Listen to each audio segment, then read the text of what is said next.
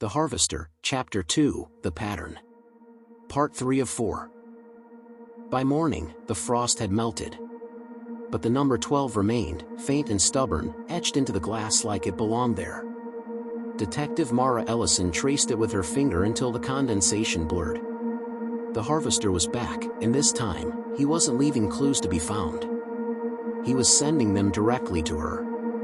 At headquarters, no one believed the story about the window. The sheriff blamed stress and sleepless nights. The others whispered that Ellison was breaking under the pressure. But deep down, she didn't care what they believed. The only truth that mattered was that the pattern had resumed. She reviewed every prior case file, aligning the numbers, the seasons, and the dates. Each cluster of murders had paused and resumed according to a distinct rhythm, 13 disappearances every 13 years. The next phase had begun exactly on schedule. That meant only one thing. The harvest wasn't a spree. It was a cycle. She drove out to the old quarry where the wooden box had been found. The snow had frozen over again, leaving a white crust that crunched beneath her boots. The air was sharp, filled with the smell of iron and pine. Halfway down the slope, she saw something glinting in the sunlight, a shard of metal, half buried in the snow. She pulled it free. It was a fragment of a nameplate from an old church pew, blackened with soot. The engraved letters read, "In memory of A. Ellison." Her father's name. Her breath froze in her throat. She turned the piece over. Scratched into the back, with what looked like a nail, were 3 words. "He sowed first." The wind picked up, scattering snow across her boots. She looked up toward the ridge, where the burned remains of St. Jude's Church stood like a skeleton against the sky. For years, she believed her father had investigated Reverend Harrow.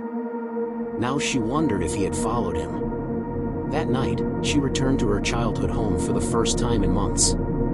The house was dark, empty, cold, a museum of everything she'd avoided. Her father's old study was still lined with books, their spines cracked, their pages yellow. On the desk lay a Bible, open to a passage highlighted in red ink. Unless a grain of wheat falls into the earth and dies, it remains alone. But if it dies, it bears much fruit.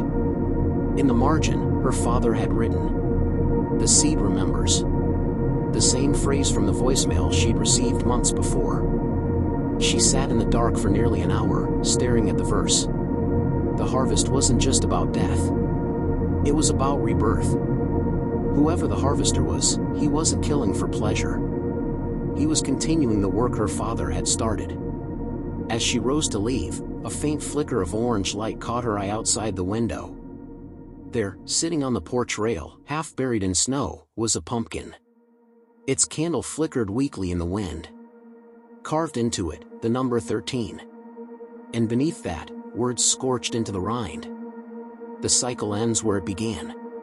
Stay locked in for The Harvester, Chapter 2. Part 4 of 4.